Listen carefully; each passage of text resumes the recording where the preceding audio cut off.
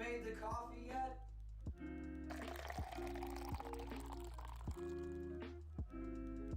What is going on, everybody? Welcome to another Coffee Table Talks podcast. I've got a guest. It's a wonderful guest. It's always a wonderful guest sitting across from me, but I got to tell you, this guy's great. He's awesome. I think he's going to be super entertaining, but a couple things first. It's like a couple house cleaning things that we got to talk about. One, share the podcast. Sharing is caring. We are at that point now where I think a little bit of sharing goes a long way, Robert, and I want to express that to my viewers if you're on YouTube and my listeners if you are on Spotify. And next, guys, I am starting a crowdfunding campaign. I want better cameras. I want better quality for you guys. I've thrown in a lot of my personal money to get the podcast where it's at today. And, you know, if you guys are enjoying it, the consistent viewers and listeners of the podcast, help me out a little bit if you want to. You don't have to, of course. You know, sharing is enough. But if you feel like you have $2 or $3 that you want to throw into the thing, I am going to post a link down below in the section, I guess the description section, wherever that is for Spotify and YouTube. And just click on that and visit. And, you know, if your heart's in it, then by all means, I'd love it. I'd love the help. And it's going to go towards upping the ante, if you will, on content. Robert McNeily. William Spencer. I couldn't resist it, man. I couldn't resist it, dude. Your name is just, it's so Irish, dude. Is it like, you know, is it Irish? Are you from, you know, Yes, Ireland? sir. So I'm actually more Italian than I am Irish, but I'm your traditional Chicagoland Italian Irishman with a sliver of Norwegian. I actually did the Ancestry a few years back. I think before Google bought it, so Google doesn't own my DNA necessarily. Let's hope to God. But no surprises other than there was 1% Welsh, 2% French. And I was prompted to do it because my mom's first cousin, she found 10% Egyptian, because out of that half Italian, about a quarter of that is Sicilian. So it was a really interesting, I'm like, I have to see what my DNA is. No kidding, dude. That's a whole ride. You're all over the place. All over the place. Man, that's interesting. Well, Robert, welcome to the coffee table. Well, thank you so much. Yeah, thanks for having me. I've been a huge fan of the podcast, and it's an honor to be on. Dude, it's you know, we talked about this earlier. It's a relaxing experience, Robert. You know, it's bringing political individuals on. And, you know, I'm trying to go out from just political individuals because I want to try and capture the community by and large. But at the same time, when it comes to bringing in political individuals, it can be an anxiety-ridden place, and it brings them to a table where we can enjoy a nice cup of coffee and have a nice conversation. I love it. You, sir, are going to be an interesting person to talk to because you are running for I believe the 52nd District of House of Representatives here in Georgia. Is that correct? That's correct, and that is Brookhaven, Dunwoody, and Sandy Springs. How is that going? Really well. It's been a very fun 2 weeks, give or take, since we qualified. And that's what was really fun. I qualified with my fellow DeKalb candidates. So roughly half the district is in Fulton, the other half is in DeKalb. So it's fun to have running mates in all this and to have support from the party and just from great like-minded individuals. And then also speaking to the fact you mentioned about politics and that it's sometimes a scary space. I've seen a lot of people come out, even my neighbors, I'm in an apartment complex, how gracious they've been about the process. You know, not necessarily political, but interested in the culture and interested in what is going to happen in the neighborhood moving forward. So they're very excited. Oh, you're running. That's great. You know, so it's interesting when you look at these down ballot races because sometimes you can welcome and introduce people into a realm or a field that, you know, they never thought they'd be involved in.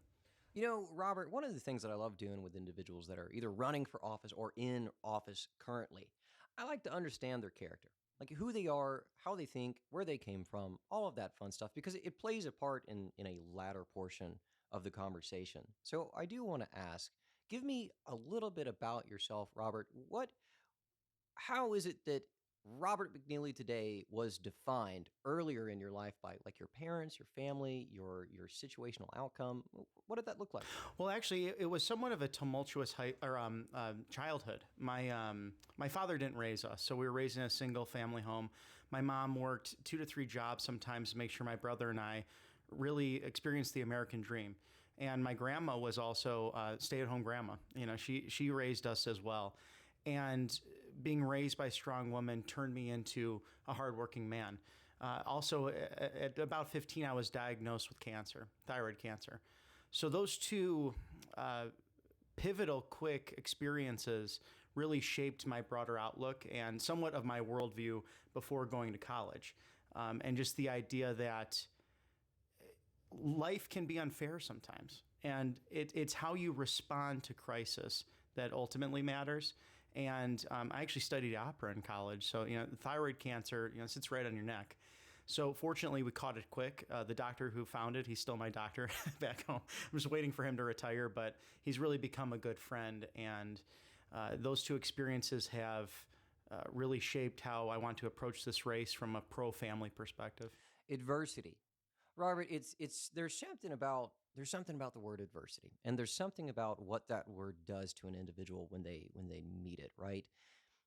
It seems that tumultuous probably is the word here, right? You have gone in and you've experienced something where your life was almost like at a stop, right? Like with cancer and everything. It's like, okay, well then you don't have a father figure in your house, and you have two female individuals that are like raising you, these strong female characters, right?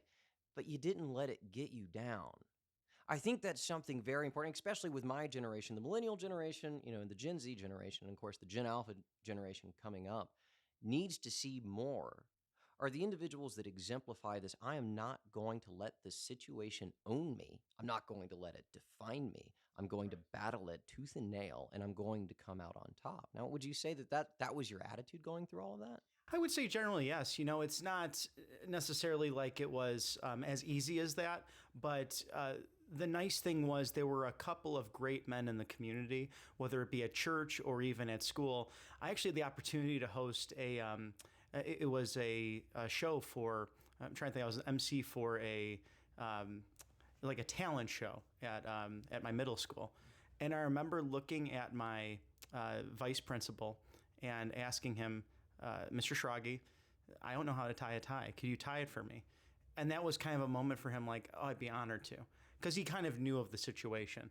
So it was, as I look now as a 35-year-old man, I sometimes try to look for opportunities where, okay, is there a young man who might be struggling in the community? Is there somewhere where I can step in and help be a protector?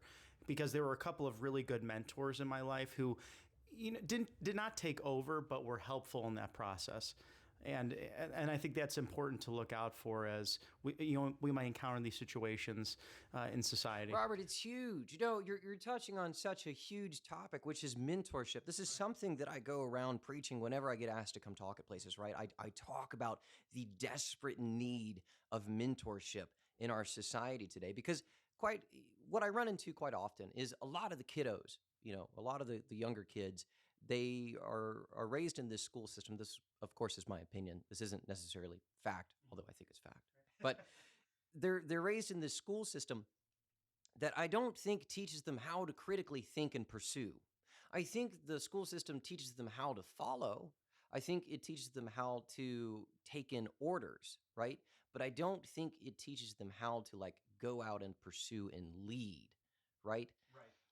So the issue that I find is the kids now really can't function all that well out in a society that is built around the idea of going out on your own and what's the old adage, like pulling up the bootstraps, Right, exactly. They don't really know how to do that. So you've got a previous generation that does, and they know you've got to do it on your own. You got to make it your own way. But these kids now don't understand that.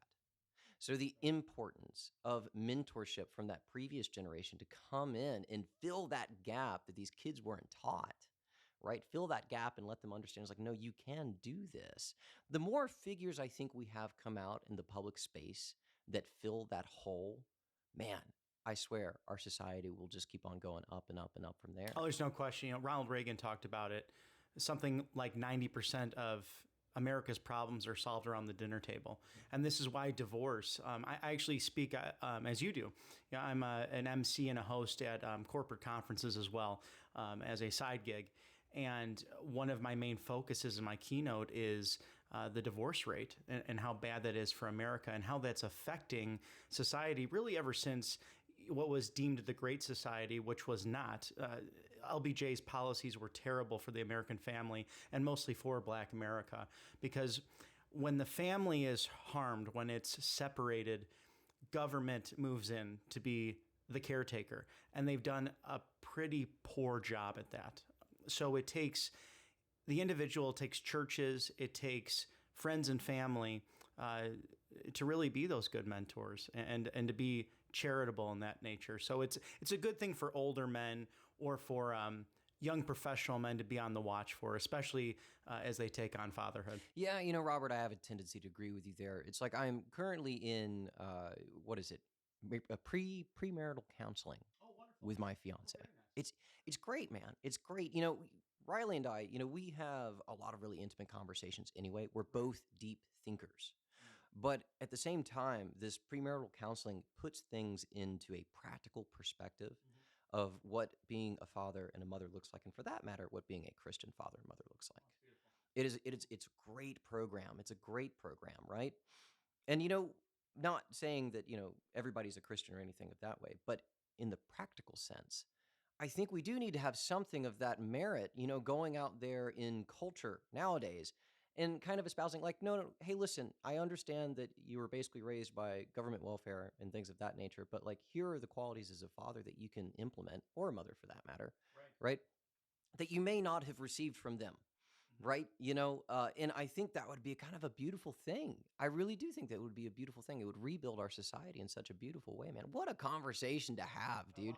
What do you think about that? Oh, I think it's a great idea. I'm just the wheels are turning as you bring it up, because instead of just being a number in line, you're a valued person with a name and a soul, and coming from a Christian perspective, a godly identity. That's how many people would change their outlook if they knew they were sons and daughters of our Lord and Savior, Jesus Christ. Truly to be loved that deeply by the Alpha and the Omega. I think it changes my perspective. I stop thinking of worldly things. And it's very easy to do because it's, we see what's right in front of us versus operating in a more spiritual realm. But I can really speak to my own personal experience. Every child in America deserves a mother and a father in the household, and I'm going to do whatever I can, hopefully in this role as state representative, to make sure that happens in Georgia. Well, Robert, that's exactly what I was going to ask you next. I want to inquire on that, because when you start to understand, and this is what I meant by like it drives the conversation. Right. When you start to understand the individual on the fundamental level, you start to understand what drives them, and this is something very personal and very intimate with you. And you seem to be wanting to take this issue into the reason why you're pursuing this political position. So talk to me a little bit. What does that mean? What does it mean to associate this fervor, this want to fill this hole and this gap, and apply it to the way that you conduct yourself politically? Right. Well, I think it's going back to what I talked about a moment ago. It's the idea that there's a discussion in our society right now about traditional roles or even the new feminism. I think it's wonderful. I think it's, we just celebrated International Women's Day. It's International Women's Month. And again, like I mentioned, I was raised by a strong mother, a strong grandmother who could throw a spatula across 2 rooms and hit your temple. She's very Italian, so she's always cooking. But that would always turn into a weapon if you misbehaved. There is this, the more discussions I have, whether it be with college students or people my age, I'm still single as a 35-year-old man. Dating's a little bit difficult out there. I think everyone's experienced hiccups. And I think it's because of gender roles and what's expected in the modern society. A lot of people feel that I can go ahead and do it alone and I'll be just fine. That may be the case, but I think we need to create an economy that values the family once again. This started happening somewhat in the Trump administration. Ivanka Trump really championed that with paid child leave, giving more paternal and maternal time. I think ultimately that helps grow and build families. Because in the Western world, and this is maybe a different conversation, a larger conversation, but birth rates are going down, and especially in the United States. So empowering the family can be done on a private level and actually through public advocacy. Well, I think one of the most recent examples that we can use of this podcast was that we passed school choice. Right. SB 233. What do you think about that? I think it's fantastic.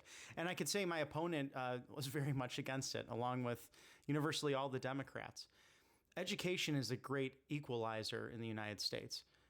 Getting a good quality education can be the difference between poverty or moving into the middle class, or even beyond that. And that's what's really something that should be continued to be fought for. I don't think a zip code should determine if someone is in a good school or not. I don't think race or a socioeconomic background should determine if they're going to be safe during the day. And I think we saw this especially during COVID. I mean, the sad thing is, I'm from the Chicago area, as I mentioned. The Chicago schools, at least when I was growing up, were completely failing. Most of this is because of the Chicago Teachers Union, a very powerful organization. They fell into a huge controversy they literally told their teachers, don't post vacation photos as we were coming out of the pandemic. You might get in trouble.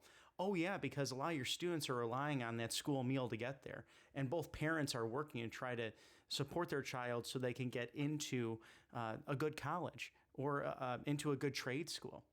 I think with the passage of SB 233, it allows us to give options to students, because it's not a one-size-fits-all mentality that's from our friends on the other side. Everyone is unique in the society and has unique gifts to play different roles, and we should be able to offer that to everyone in Georgia. Well, I'll tell you personally, Robert, it's like when I was in my early years in education, I had a really bad time. I mean, it was rough, man. Education for me was very difficult.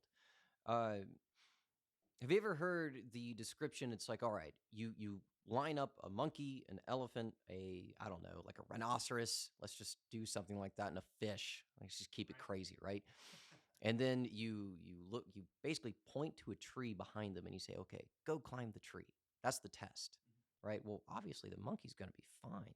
The monkey's going to climb the tree easy. Elephant, issues, right? Fish, definitely issues. So how do you create a one-size-fit-all situation in regard to education, test every individual the exact same way, when every individual doesn't necessarily learn the exact same way? It's like, for me, I finally clicked when I realized that I needed a sense of repetition. Mathematics never really worked with me. My brain did not compute. Same. I'm not a numbers guy. Yeah, man. But it wasn't until I went to college, and then college, said like, okay, you need to go through remedial math, bro. This is bad, right? So I go through remedial math, and they sit me down in front of a computer, and the computer did not let me progress until I understood fundamentally the idea behind these quotations, the idea behind, whatever it was that was being set up like an algorithm or whatever it is, right? Repetition, repetition, repetition, repetition. And I did not know that about myself because I was not taught to observe that. I was not taught to understand how I personally learn. I was taught to learn the way that I was told to learn. Again, we're getting told. We're not being taught to think. Exactly. And it wasn't really until my life in the Marine Corps where I finally started to think outside of the box, where I had to critically think, because there was certain pressures in the Marine Corps that if I did not think, then I would come on the short end of the stick on things, right? So I won't go any further into that. But yeah, point being, man, having the ability to have a less centralized situation in regard to how one gets educated, I think is going to push our state into a much more educated position.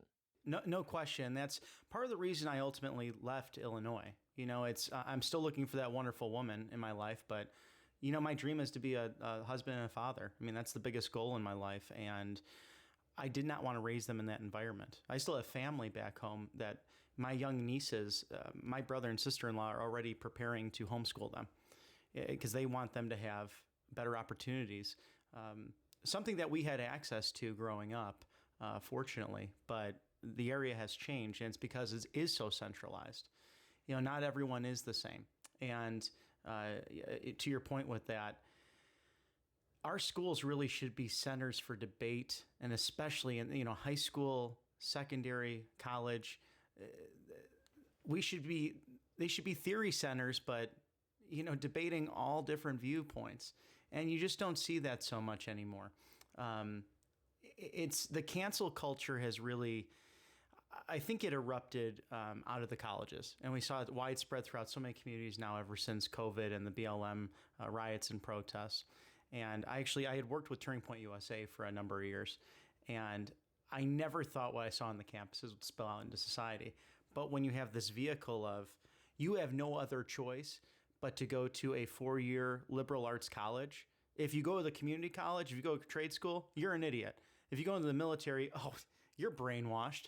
I mean, what kind of thought process is that? So you leave. Someone put it really well the other day while I was on the campaign trail. These colleges and universities need to stop offering degrees that don't pay you anything on the way out. So you're leaving people in hundreds of thousands of dollars of debt. They're expecting the same outcome because they've been taught and told Bernie Sanders' economic theories and Marxist economic theories. It's truly wild. And I mean, I can go on about it with Saul Alinsky and what happened back in the Chicago days. Oh man, you're speaking my language now. I love it. We are, man. I'm telling you, Saul Alinsky, genius though. Listen, if the viewer is not familiar with Saul Alinsky and Rules for Radicals, you should get yourself learned on that, because not only is it an interesting read, because it is. Call a spade a spade.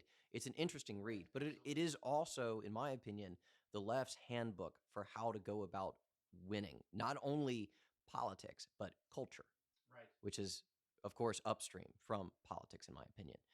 So, here's the thing I want to ask you, Robert. And I think this is something you'll probably get on the campaign trail. So I want to press you just a little bit, just a little bit. You're not from Georgia. Right. You were not originally from Georgia. Correct. I want to ask, how much do you know about your district at this point? Well, a good amount. The last few years have been very interesting. It has, at least politically speaking, flipped back and forth.